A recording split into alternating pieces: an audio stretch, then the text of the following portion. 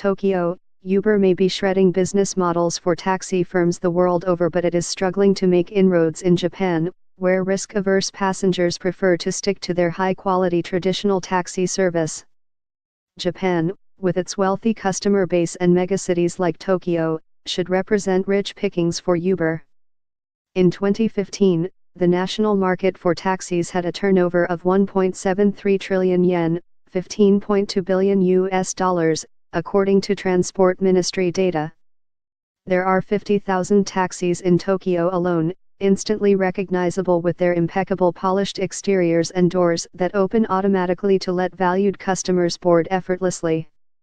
And with hailing a taxi rarely taking more than a few seconds in the major cities, there has been sluggish take-up of Uber, where consumers order an unlicensed car via smartphone. Japanese people don't like taking risks, they are risk-averse.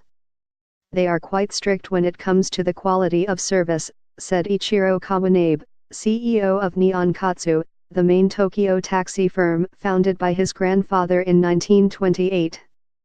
Given this, when Uber tried to messily enter the market, no one wanted them, Kawanabe, who is also chairman of the Japanese Taxi Federation, told AFP. Uber also ran up against local legislation. It is strictly forbidden to operate a taxi without a license. So it tried to enter the Japanese market via another route, setting up a pilot car-sharing service in 2015 in the western city of Fukuoka. Uber said it was a study into the needs of the local community, but authorities quickly slammed on the brakes, saying it could be considered an unlicensed taxi service and raising questions of safety. Kawanabe also pointed to safety issues as being among the reasons Uber had not enjoyed the same success in Japan as it has elsewhere. When an accident happens, they don't take responsibility and say they are just a platform provider. Japan cannot accept this. An Uber spokesman said the company's priority in Japan was to partner with taxi companies to get licensed drivers using the app to connect with riders.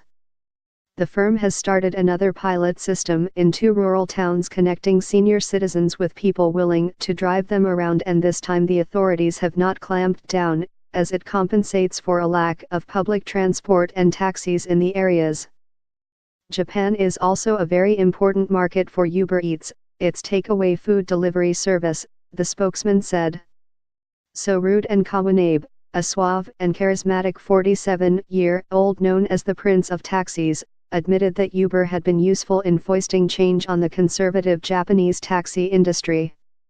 Around 9 out of every 10 cab rides in Tokyo is hailed or taken from a rank, with only 10% ordered via a smartphone, said Kawanabe. The main reason for this is that fewer than half of the taxis in Tokyo are connected to a smartphone, he said. They still use old feature phones instead of smartphones. It's very difficult for us and app operators to convince them to use apps, he complained. In addition, around 80% of taxi fares are paid in cash. This conservatism, combined with excellent public transport systems, led to a decline of 1/3 in taxi passengers between 2005 and 2015, according to the Transport Ministry.